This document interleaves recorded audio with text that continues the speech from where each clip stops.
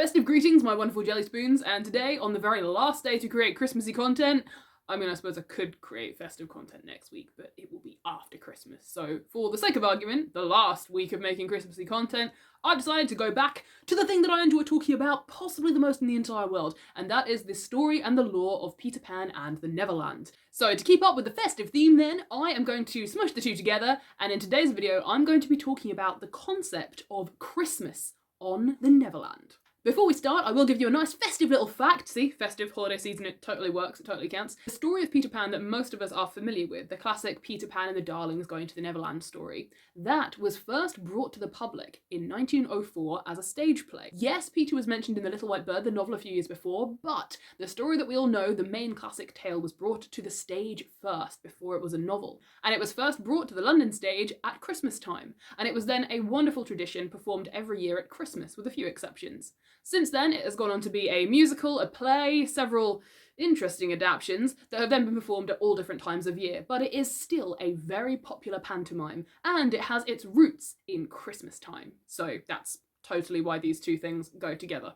So tying them all together then, what about Christmas time on the Neverland? Some of you might have watched my Halloween on the Neverland video. I will link it somewhere above. If you haven't, go and watch that after this video. And as I said in that video, that time about Halloween and this time about Christmas, the concept of this holiday or celebration will have had to have been brought to the Neverland by lost children who were sent there, by visitors brought by Peter, by pirates or other visitors who come to the magical shores of their own accord. Christmas, as a celebration and a concept, will very likely not exist to anyone who is native to the island.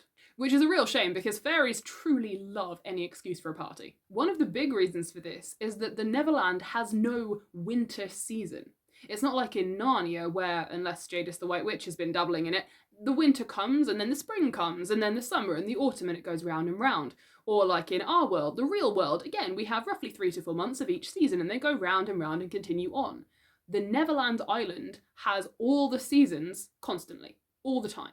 It could be winter and snowing on the tops of the trees, while being summer on the lagoon in Kidd's Creek. It could be springtime right by the Mermaid's Lagoon, and it could be autumn in the middle of the forest. And these seasons and the weather that goes along with them are changing rapidly all the time. It is utter chaos on the Neverland, which is probably why I like it so much. J.M. Barrie describes at one point that you could be filling a jug of water from the well and go through all of the seasons in a matter of minutes before you'd finished filling the jug. And this is absolutely nothing unusual to the Neverland. What about Peter Pan, though? He is not native to the island of the Neverland. He arrived there later on, and was in fact originally a human baby, before he became a betwixt and between and eventually went to the Neverland and came and went from there as he pleased. Well, no. Peter Pan would have absolutely no idea what Christmas was, partly because he was not human long enough to have experienced it, and also because, as I've discussed in many of my other Peter Pan videos, the boy has no real memory. He can't retain information for very long and eventually will forget pretty much everyone and everything. Remember that within 1 year of Wendy, her brothers, and those lost boys leaving the Neverland forever, Peter Pan had completely forgotten Captain Hook and Tinkerbell. So yeah, his memory of Christmas, even if he had heard of it or experienced it or seen it, it's going to be gone. And this leads us to an interesting little conundrum when it comes to the Lost Boys celebrating Christmas. One of the rules Peter has for the Lost Boys is that they are not allowed to know anything that he doesn't know. And this could pose the dilemma, because if the Lost Boys want to instate Christmas as a celebration and an idea, they're going to have to either persuade Peter to join in, or do it behind his back while he's not there.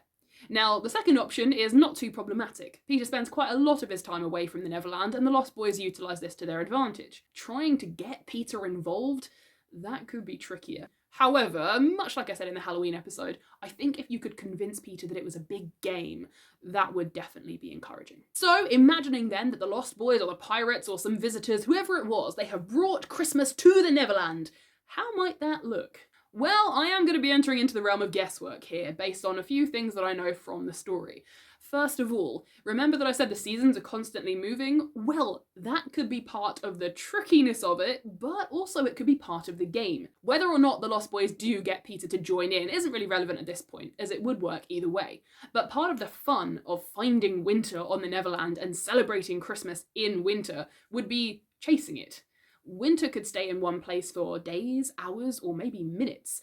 And perhaps part of the fun of Christmas on the Neverland is that you try to do every Christmassy festive activity within the season of winter. Therefore, if you are, say, ice skating on the frozen river, you're going to have to move pretty sharpish when winter suddenly starts migrating over to the other side of the island. Pick up your ice skates and run or fly, just try not to fall in. And again, if Peter was involved, that being part of the fun and the game could definitely encourage him to join in. So what else could we include then while we're chasing the winter season around the Neverland? Well, something very easy would be a Christmas tree. There are many different types of trees on the Neverland, all as fantastical as you could possibly imagine, so take your pick, really.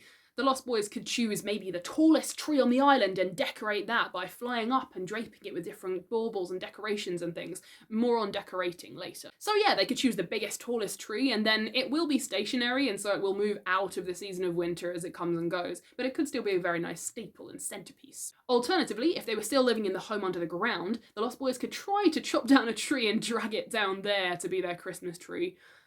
That would pose probably the biggest dilemma we've reached so far, though. I think you'd stand the best chance of getting it down Slightly's tree, but even then, yeah, good luck with that, Lost Boys. But if there's anyone who could find a way, it would be the Lost Boys. So that's an option. But if you want a tree in the underground home, they've already got one. There's a Never tree that's always trying to grow up through the floor. It grows at such an alarming rate that they have to chop it down regularly so that they can use it to prop their table on for dinner and that they can have room for dancing and playing.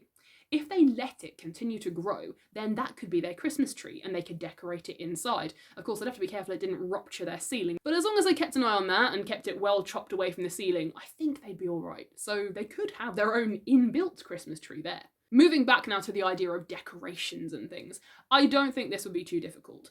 Obviously, you wouldn't have baubles and tinsel like we have them in the real world. However, J.M. Barrie does describe how Wendy would string things up in the home under the ground, so there is definitely things like string, and I would imagine tree sap and bugs and silks and things like that. So creating things that could dangle and hang really wouldn't be too difficult. If you wanted baubles, you could use mamey apples, you could paint them different colours, and of course you could use pretend and make-believe as well. But if they wanted real things that they could see at all times without having to pretend, there are definitely loads of different things on the Neverland you could use. It wouldn't surprise me if there were trees with leaves and vines that could be bright colours and look a bit like tinsel. There would be fairies for lights and dancing things and that kind of thing, and maybe even some glowworms that they could hang from the tree too. The Neverland probably also has holly bushes, or at least something vaguely resembling what we would call holly. Again, imagine it a slightly more fantastical version. We do know that the Neverland has berries, and therefore I can't see it being too much of a leap. More on the berries in the next section. It will be an interesting mishmash of chaos, and I have no idea what they would put on the top. Maybe a shoe or a hat. What do you think? Let me know down in the comments below. What would the Lost Boys and the pirates put on the top of their Christmas tree? Let me know in the comments below. And now we're going to move on to Christmassy food on the Neverland. For food for a Christmassy feast, I'm going to first take you back to those berries I was talking about. We know the Neverland has various different colours and types of berries because Wendy Darling goes looking for some that will perfectly match her complexion, and she finds some. So different types of berries that you could use to make sweet things or cranberry sauce, I suppose, all of that is perfectly possible on the Neverland. You could also use it to make some sort of Christmassy fruit cake as well. That would definitely work.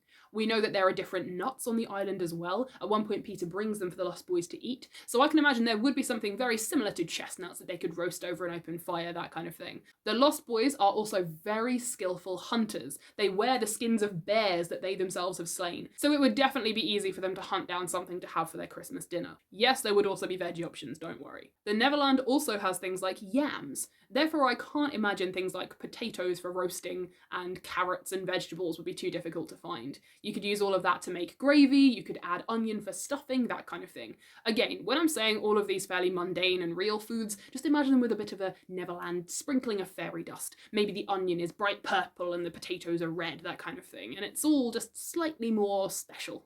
But yes, food-wise, absolutely not a problem. There would be an abundance of Christmassy-ish food that you could definitely turn into something whimsical and Christmassy on the Neverland. Of course, one of the biggest things associated with Christmas is snow, and as I've talked about the seasons moving around, yes, there definitely would be snow on the Neverland, and therefore having snowball fights, making snowmen, Although if it was the Lost Boys, they'd probably be making snow boys, and if it was the pirates, it would probably be a snow pirate, etc, etc. That would be perfectly doable.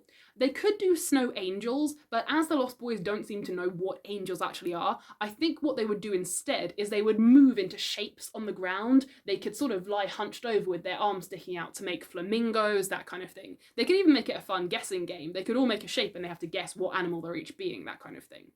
Snowball fights would be possibly the most interesting because you would have to scoop up the snow as it was potentially thawing all around you. And I can certainly imagine being the person at the back of the pack, sorry Tootles, who was almost left behind in a wave of springtime coming, or autumn, or whatever the next season was, desperately trying to scoop up the snow like crap, crap, crap, crap, crap, so that they can continue flinging the snowballs and chasing everybody else. So snow and all the wonderful things that come with it, absolutely, very easy to accomplish on the Neverland. And lastly, I was thinking about the idea of presents and gift giving at Christmas. I feel like the Lost Boys in particular would turn it into a sort of competition, with or without Peter, especially amongst themselves, potentially in either who could receive the best gift or who could give the best gift. I imagine them doing it a little bit like Secret Santa, so everyone picks someone else and gets them a gift, and they all compete to get the most extravagant, ridiculous, or daring gift. Yeah, I can definitely see that happening. I can also imagine Peter getting in on that. Now, Peter does understand at least the concept of giving a gift in return. He has been taught the grand manner and the fairy customs by the fairies, and we see this when Wendy Darling presents him with a thimble and Peter immediately gives her an acorn button in return. So while he may not be familiar with offering people presents or receiving them himself, he at least knows that it's good courtesy when you receive a gift to offer one in return, and therefore whether he was involved or not, he at least would be familiar with the idea of giving a gift. So I don't think it would be too difficult to at least explain that part to Peter. I am also imagining a strange sort of truce happening amongst all the games and the fighting, where each group of people on the Neverland gives another group a gift. For example, the pirates giving Tiger Lily and her people a gift, Tiger Lily and her people giving one to the Lost Boys giving one to the pirates, etc, etc, going all the way round. That could be quite interesting. It could also start as almost a trick or treat gift where it could be a good thing or a bad thing and, well, progress in chaotic form from there. What do you guys think? Would they give each other gifts? I don't think the truce would last very long if they did. What would you give? If you were going to give the Lost Boys a gift, what would you give them? What gift would you give to the pirates? And what gift would you give to Tiger Lily and her people as well? Well, that will just about do it, I think, for this episode of Monday Madness. Short but sweet, but I did want to explore the concept of Christmas on the Neverland with you, and also discuss why it probably isn't really a thing that happens there at all. However, I hope you did enjoy playing along with me in this sort of what-if game of what if it did happen. Alright, my wonderful jelly spoons, I will see you on the other side of Christmas, where I'm going to be doing a Monday Madness talking about behind the scenes and making my very mini Never Never movie, which I have just finished editing, and oh my word. I'm proud of it, but still. So I will not be doing festive content next week. Instead, I'll be bringing out the Never Never movie. Again, mini movie, very short, under 30 minutes, and that will be on the 27th. But on the Monday before that, I'll be doing a little behind the scenes and chat about it, and I'll probably look very tired. Have a wonderful Christmas, my wonderful jelly spoons. If you're not really interested in my Peter Pan content, then maybe skip next week, and I will see you in January, when my first episode of Monday Madness will be talking about what I am doing over the course of the year. Yes, there's a lot of chaos, and yes, it's already planned. Have a wonderful Christmas, wonderful jelly spoons, or whatever you are celebrating or not this week. Goodbye.